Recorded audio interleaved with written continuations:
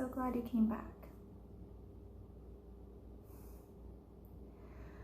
Yeah, well, it might seem like a small, easy step to you, but for a lot of people, coming back is a really huge step. So I'm glad you took that step. Now, are you comfortable? Do you need anything? Okay, good. So, since I know we did our intake session, now we just need to do our, I like to still call it an assessment, but it's really figuring out what brought you into treatment. So, if you don't mind, why are you here? Why did you seek me out?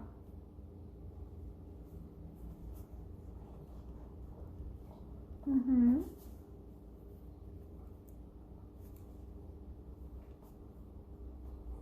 Mm-hmm.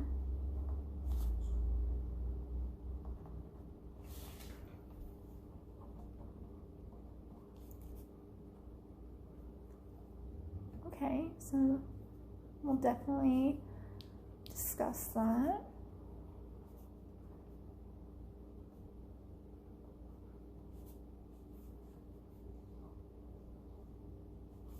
It is definitely difficult.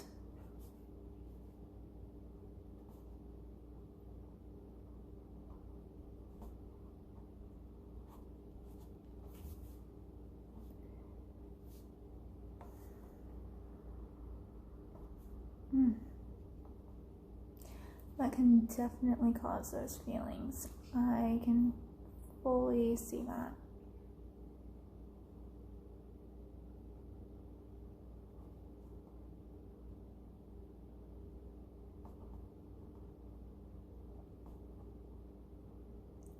Okay, so you're telling me that you deal with anxiety. You feel like you are, from what I'm hearing, from what you're saying, and tell me if I'm wrong, but like you're kind of stepping on eggshells sometimes because you're too afraid of hurting someone's feelings, or you're too afraid of doing something wrong, and kind of afraid of the repercussions or how that person's gonna feel because of it.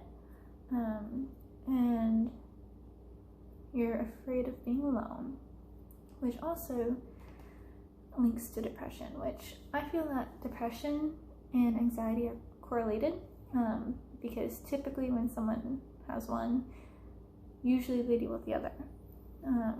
So you were saying that sometimes you're depressed and you're not sure why, which I can completely understand, because there are times that I'm depressed and I don't know why, and it's frustrating, and it's like, why am I feeling this way if I have no reason in my mind that I should be feeling this way? People passing away, that can definitely cause depression. Abandonment issues.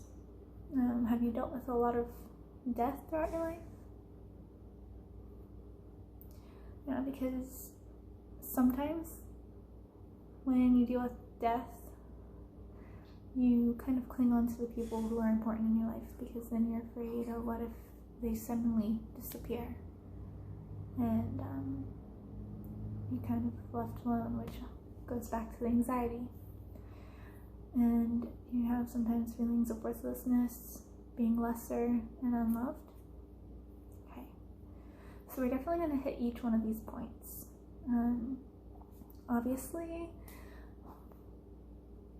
one session isn't going to be a cure-all, but it's going to let us dig deeper into your issues and find out what's wrong. Does that sound okay? Okay. Now, I do want to say there are 3 rules of confidentiality. Now, everything you say here is between us. The only reason I would break confidentiality is if you show signs of abuse or neglect to yourself, someone else, including an elderly or a child, a minor is present during the abuse, even if it's not happening to them. So any age under the age of 18. And if we get a if I get a court-ordered subpoena, okay?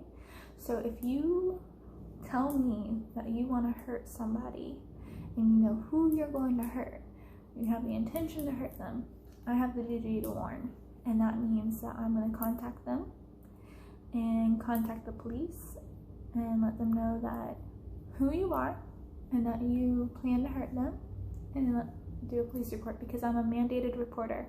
So I have to report that threats of violence, and because it's a duty to warn, and I have to report abuse that a minor is present in. Now, excuse me, I'm sorry.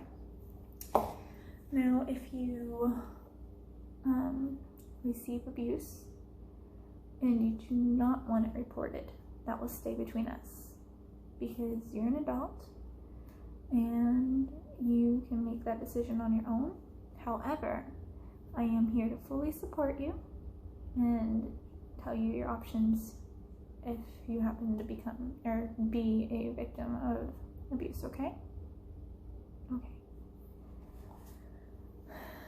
So, your feelings of not being good enough, which I'm going to tie in with feeling worthless, lesser, and sometimes even unloved. What makes you feel that way?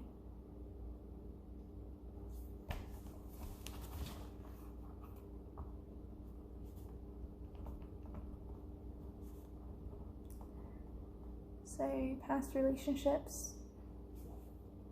Okay, and now with relationships in your family, your partner, stuff like that, friends.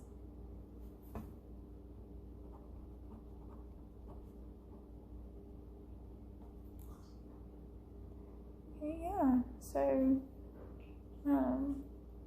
sometimes, I'm so sorry, the dogs are being calm, but they like to make noises every once in a while. And as I said before, they are therapy dogs, so if you want to ever pet them, feel free. So,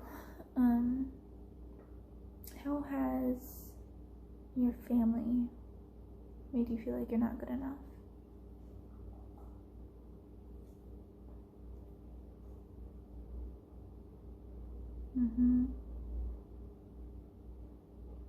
Yeah.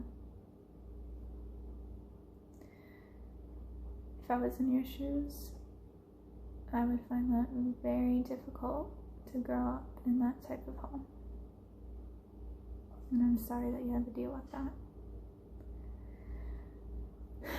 It's never easy to grow up in a home where they nitpick every little thing that you do.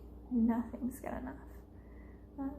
Might do some good things sometimes, but it just seems like the majority of the time, screw up. I know what that's like. And it doesn't even have to be everyone in the house. Like, even if it's just one person, it'd be tough.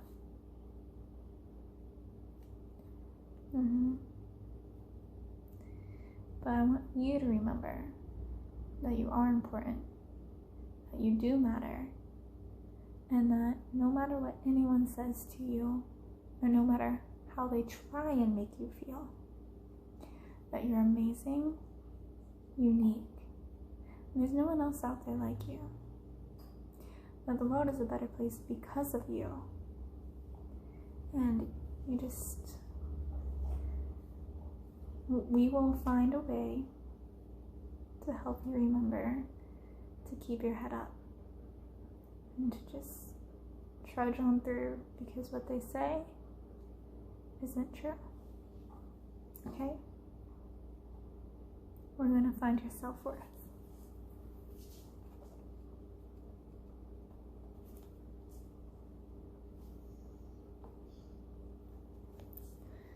Now, But your friends, how do they affect you and everything?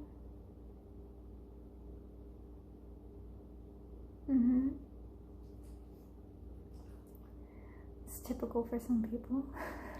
Yeah. Okay. So sometimes you feel like the third wheel. That sucks. I remember a time when I was in high school and I hung out with my best friend, and then I had another really good friend, and they didn't like each other at first, but then they became best friends and I got butted out. It was tough. There was a point where I didn't speak to my best friend for a couple months. So I definitely get that. Being a third wheel is no fun. Also feeling like the second choice, like when you make a friend and then all of a sudden like your friend makes that friend, or a person you like suddenly likes them. Yeah, I get that. Or especially if your friend tries to one up you all the time, it can be quite frustrating. So I do want to say this: it's important to surround yourself with people that have a positive aura, that make you want to be a better person, or be the best person you can be, because maybe you are the best person you can be, but always stay, they make you want to stay that way. If you hang around people who are consistently negative, unfortunately, by studies and maybe even personal situations that you might know of, because I know personally I've had to cut people out, you might realize that you are feeling negative and depressed and sad all the time because this person's just weighing down on you 24/7 about the same thing, and it's just becoming too much. So make sure that you take a break from those people if needed. You can stay their friends, but I'm a huge advocate for self-care. People say family is first.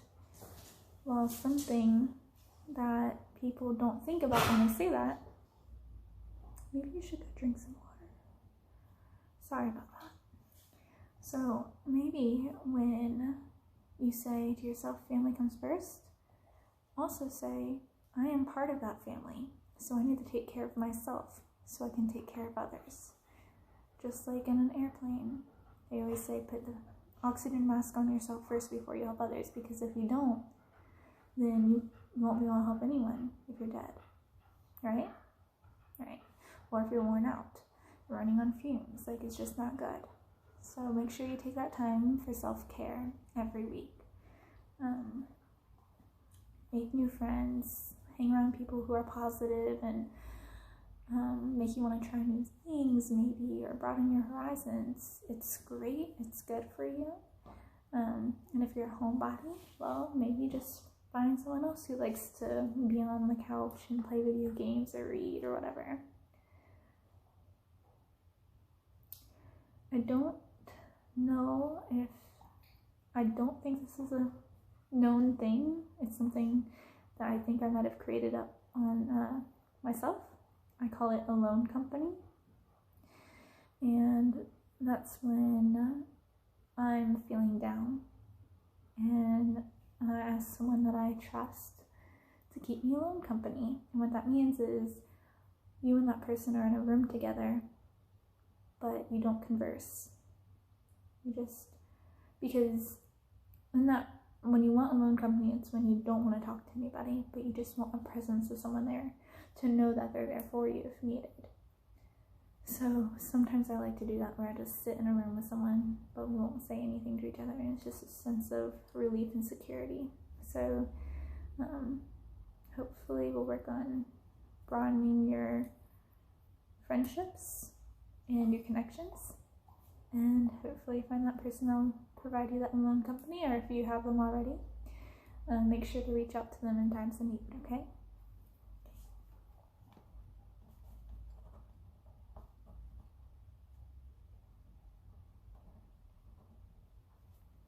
I'm just writing down goals that we're going to focus on doing. Let's see.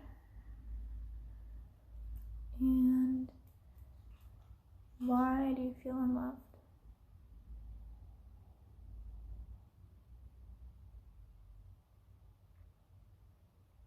That's hard.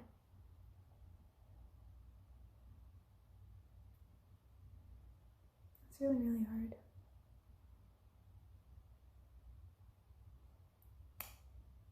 When someone betrays your trust, it's difficult to bounce back. You can build up resilience, though, and learn from it. And once you figure out your schema, which is something that unconsciously you do without knowing, so the same result happens. Like for me, I would fall for guys who are charmers and not genuine. So they would say what they knew I wanted to hear to get what they wanted, not because they meant it by any means. So we need to figure out your schema on pretty much everyone, so we can fulfill your environment with great, genuine people. Does that sound like a good idea? I guess he doesn't think it sounds like a good idea. Excuse you for interrupting our session. So, we will find out your schema.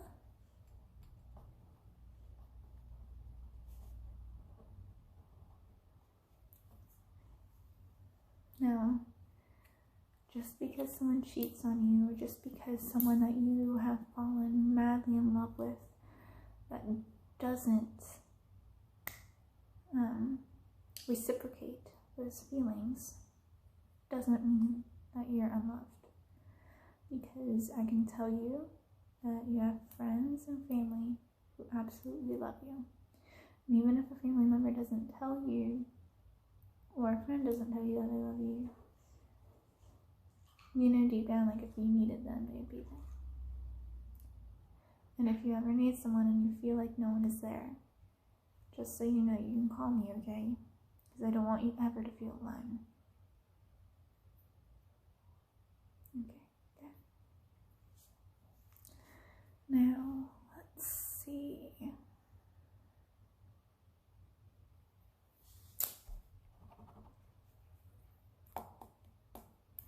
So, some people in your life have passed away. Some major people in your life have passed away.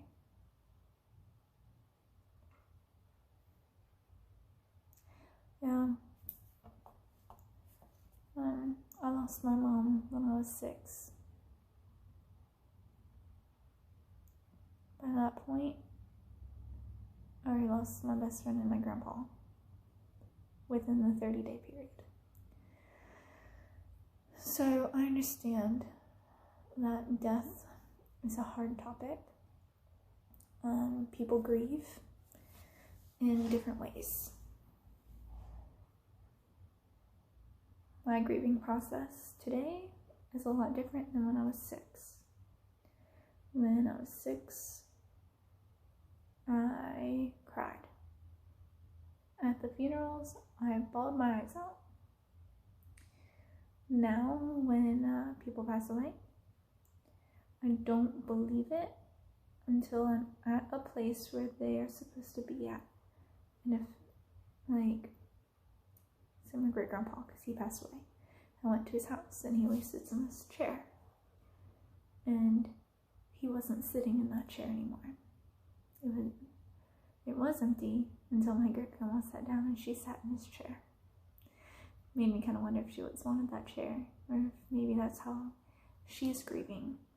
Maybe she sits in his chair to help her have closure and feel maybe even closer to him. So maybe what we need to get for you is we need to figure out if you feel like you've had closure or not.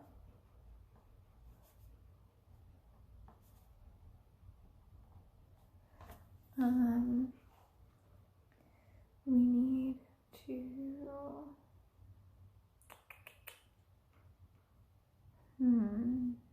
let's see. Maybe discuss the 5 steps of grieving.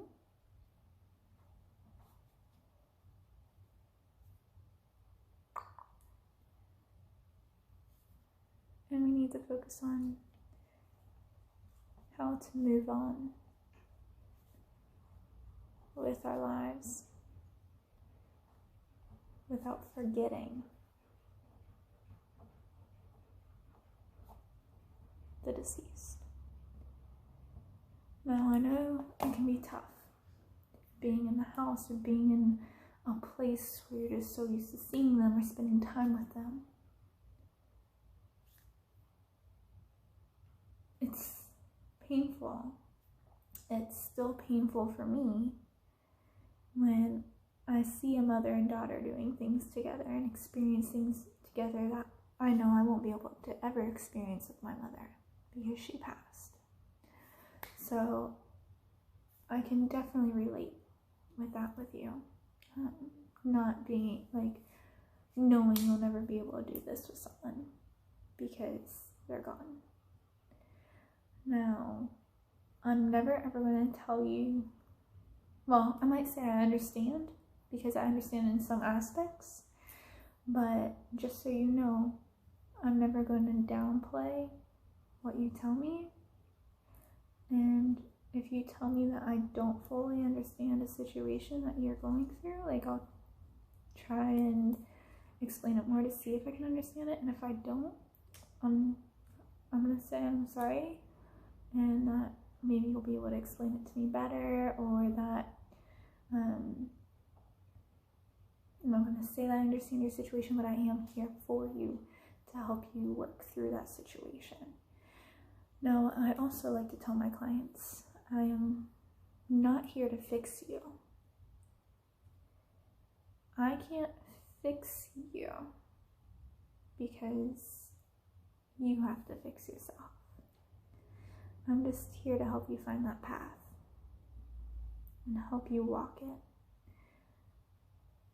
I'm not going to stand in front of you to be an obstacle. I'm not going to stand behind you to cause your anxiety.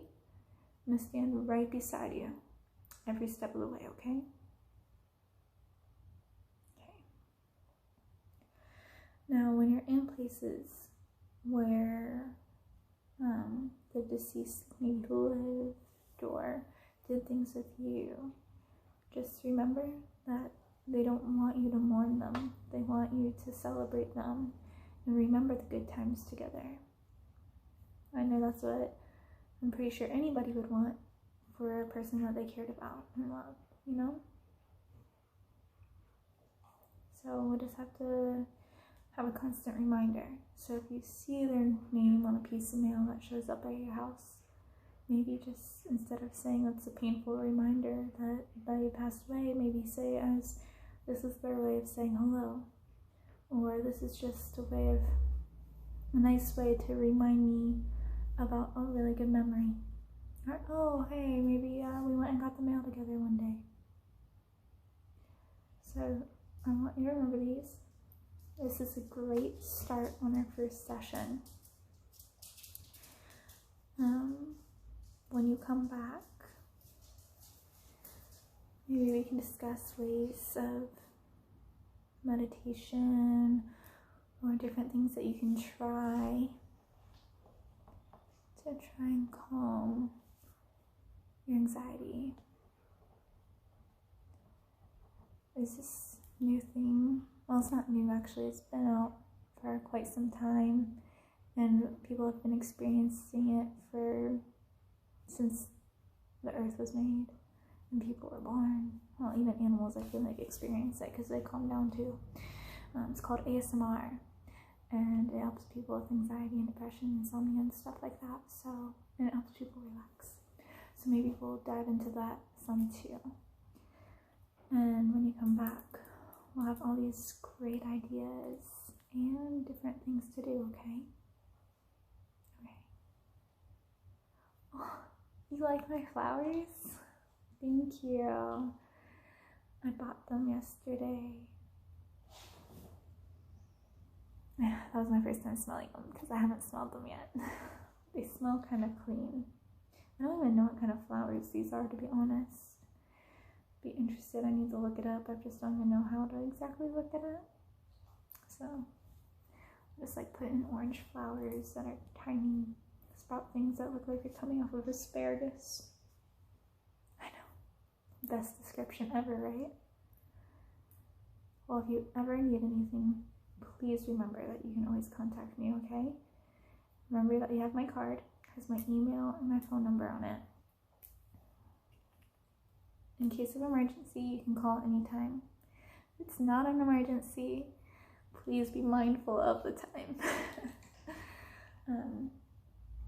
But I won't turn you away, okay?